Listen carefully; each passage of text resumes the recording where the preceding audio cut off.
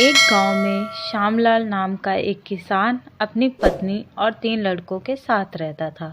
श्यामलाल खेतों में मेहनत करके अपने परिवार का पेट पालता था, लेकिन उसके 3 लड़के आलसी थे, जो गांव में वैसे ही इधर-उधर घूमते रहते थे।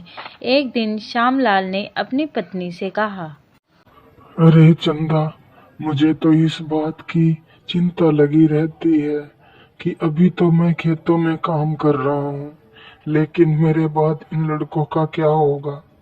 इन्होंने तो कभी मेहनत भी नहीं करी है, ये तो कभी खेतों में भी नहीं गए हैं। आप चिंता मत कीजिए, ये भी धीरे धीरे काम करने लगेंगे। समय बीतता गया और श्यामलाल के लड़के कोई काम नहीं करते थे। एक बार श्यामलाल बहुत बीमार पड़ गया और वह काफी दिनों तक बीमार ही रहा।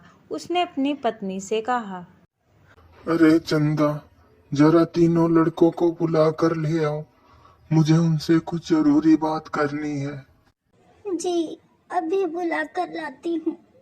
फिर चंदा तीनों लड़कों को बुलाती है।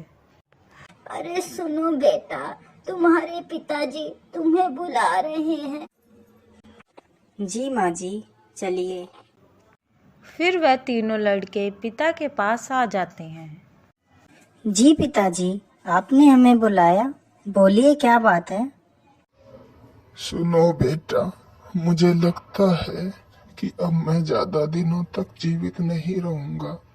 इसीलिए बेटा, मैं तुम लोगों को बताना चाहता हूँ कि मैंने अपने जीवन भर का कमाया हुआ धन अपने खेत के नीचे दबा रखा है। मेरे बाद तुम उसमें से खजाना निकाल कर आपस में बांट लेना। श्यामलाल की यह बात सुनकर तीनों लड़के खुश हो गए। कुछ समय बाद श्यामलाल की मृत्यु हो गई। श्यामलाल की मृत्यु के कुछ दिनों बाद उसके लड़के खेत में दबा खजाना निकालने गए।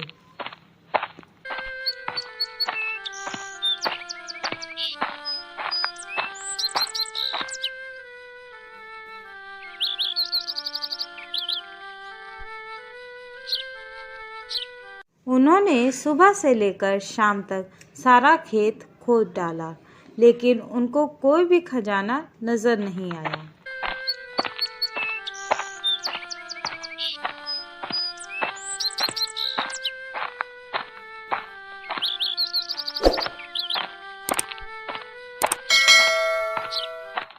लड़के घर आकर माँ से बोलते हैं, माँ, पिताजी ने हमसे झूठ बोला था, उस खेत में हमें कोई खजाना नहीं मिला।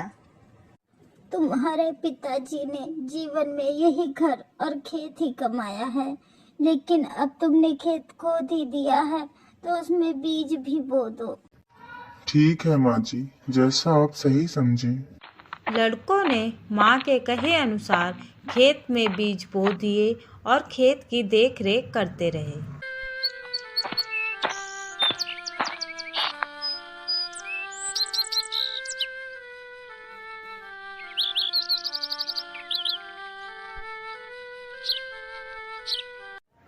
कुछ समय बाद उनके खेत में बहुत अच्छी फसल तैयार हुई।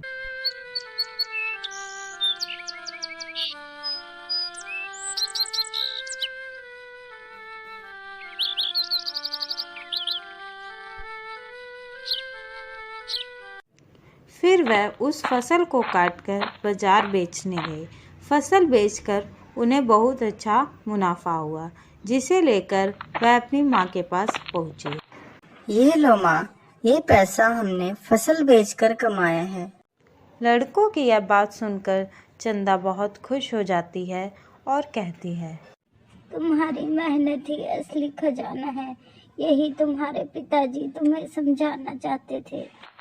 इस कहानी से हमें यह शिक्षा मिलती है कि हमें आलस त्याग कर मेहनत करना चाहिए। मेहनत ही इंसान की असली दौलत है।